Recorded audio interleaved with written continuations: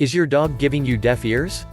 When this happens, avoid repeating the command over and over and imposing yourself until you get a response. Instead, take a step back and consider the following scenarios, which are some of the most common issues encountered when training dogs. 1. Low-value treats. Are your treats worth working for? It's a romantic and hard to debunk myth that dogs work for us just to please us. In reality, as opportunistic beings, dogs are most likely thinking, "What's in it for me?" according to the Association of Pet Dog Trainers, APDT. The right use of treats can really make the difference between a dog who is eager to work and one who couldn't care less. The use of low-value treats, such as kibble, can be detrimental if your dog isn't excited by them, especially during the initial stages of learning or when there are distractions around, so make sure your treats are worthy of attention. Also remember to stick to treats which are soft, smelly, and in small bite-sized pieces. This allows your dog to quickly gobble up the reward and focus his attention back on you, rather than being distracted by a longer-lasting treat. A suggestion: try to use what respected veterinarian, trainer and writer Dr. Ian Dunbar calls the Ferrari of dog treats: freeze-dried liver. 2. Low rate of reinforcement. Are you missing out on rewarding? In the initial stages of learning or when there are lots of distractions around, your dog may find sniffing the grass, looking around, marking territory and pulling on the leash more rewarding than training. Why is that? It's probably because there are stimuli that are extra interesting and are worth paying more attention to. If your dog has received little training in the past, he may have been doing this for a good part of his life. Increasing the rate of reinforcement during this time by giving your dog more treats for his training efforts may help to motivate him, and will teach him to pay more attention to you than to the distracting environmental stimuli. A low rate of reinforcement can also cause your dog to get frustrated and give up trying. Remember, during the initial stages of learning you need a continuous rate of reinforcement, giving rewards for every success, and only once your dog shows signs of responding well can you move on to a variable schedule, only giving treats for success every now and then. 3. High criteria. Are you asking too much at once? This is where the saying, "Be a splitter and not a lumper," comes into play. It is often tempting to try to teach new behaviors all at once in a single evening. When your dog stops working for you, you start thinking, "Am I asking for too much at once?" Truth is, often when dogs fail to respond to a command it is because it is too hard for them. So try not to ramp up the difficulty too quickly. Rather, break the objective down into several attainable steps to help your dog succeed. As an example, if you were trying to train your dog to touch the tip of a target stick with his nose, you could reward him for touching any part of the stick at first. Over time, once your dog gets a hang of this, you could then move on to rewarding him only for touching the rounded tip at the top of the stick. Try your best to prevent your dog's progress from stalling, and do not make your training sessions too long, keep them short and sweet. 4. High level of distractions. Is there too much going on? Dogs learn best when there are little to no distractions around, so be sure to start your training sessions in a quiet room where there is not much going on. Once your dog is able to perform the behavior in the quiet room, build from there and gradually start asking your dog to perform the behavior in a noisier room. Then, progress to the yard, a busy street, the dog park and so forth. If you start on a busy street or at the dog park right away, your dog may not respond because you have not yet built a foundation for the behavior. 5. Lack of training. Has your dog ever been trained before? If the handler has a history of being inconsistent and not following through with the dog, there's a chance the dog may have learned he could get away from certain behaviors and has learned to ignore the handler.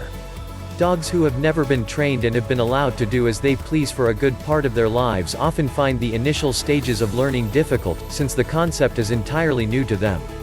It is up to the handler to become interesting and worth listening to by investing in reward-based training methods, like the ones taught in Adrian Faricelli's Brain Training for Dogs course. 6. Unclear cues. Are you confusing your dog? Dogs thrive on consistency, so make sure you always use the same command cue and that all other people training the dog are on the same page. If you ask for a command and your dog just stares at you, consider if that command has a history of being used consistently. In classes, it is not uncommon to encounter a family where the wife uses "come" to call the dog, the husband uses the dog's name, and the kids just say, "here." Don't ask for behaviors in multiple ways, and make sure your body language is congruent with the verbal command. Dogs find body language more salient than verbal cues.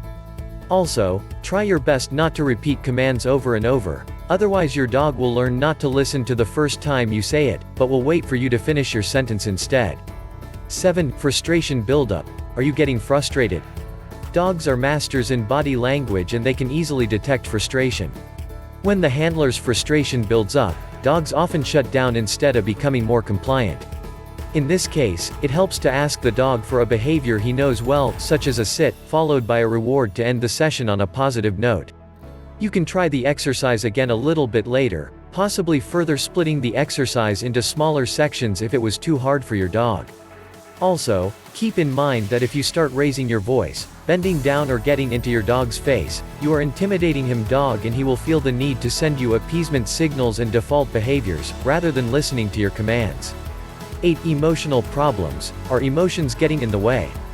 If a dog is fearful, anxious or nervous, his emotional state may interfere with training. This is because the dog is often in a fight or flight state which affects his cognitive function, impairing his ability to learn. In such a case, you may need to work in areas where your dog is less likely to be frightened and then gradually introduce more and more stimuli in a way which does not cause him to react. As an example, if your dog was frightened of thunder, instead of immediately exposing him to recordings of thunderstorms on full volume, you should first play them at a very low volume, where he acknowledges the sound but does not become scared. After rewarding your dog while the sound is played, you would, over time and numerous training sessions, increase the volume at which you play the recording. This process is known as desensitization and is a common technique used in dog training. 9. Health considerations. Is your dog in pain or uncomfortable? If your dog ignores you, he may be feeling unwell or uncomfortable. If your dog has always been obedient and is now slacking off, it is best to have your veterinarian rule out any medical problems. Sloppy sits or a reluctance to lay down may be indicative of orthopedic problems. Aside from medical problems, some dogs may not like to be trained on certain surfaces, or perhaps the weather is too hot, too windy or too cold. There are a multitude of possibilities. Often, a distracted dog may simply need to relieve himself or get a drink of water. Consider how well you could perform in an exam if you were busting to use the bathroom. 10. Are you forgetting to brain train your dog? Many owners are not aware of this, but when it comes to dogs, idle minds are the devil's workshop. Yet many owners are happy to leave their dogs bored by the fireplace all day, leading to untold behavior problems. The simple secret to a well-trained dog is engaging their mind and getting them thinking. In the wild, before domestication, dogs would spend much of their lives performing tasks necessary for survival. Even in more modern history, dogs had special roles to perform in their relationships with humans. You can still see these natural drives in dogs today. For example, you will notice how beagles love to follow scents, how some terrier breeds love to dig, and how treeing coonhounds bark upon noticing prey up a tree.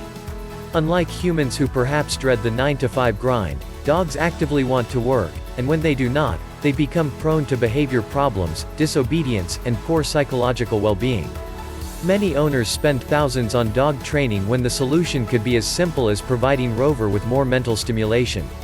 Fortunately, brain training for dogs offers a solution to this problem.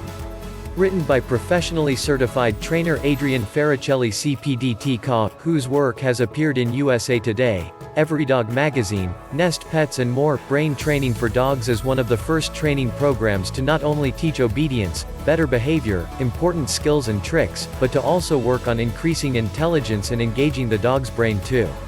Through 21 fun and simple games, the novel and scientifically proven methods taught by Adrian are sure to improve the lives of both you and your dog. By the end of Brain Training for Dogs, your dog will be able to tidy up his toys, play the piano, yes, really, and identify his toys by name, all while being a better behaved and more obedient dog. Want to get started with brain training? You can check out my course by clicking here.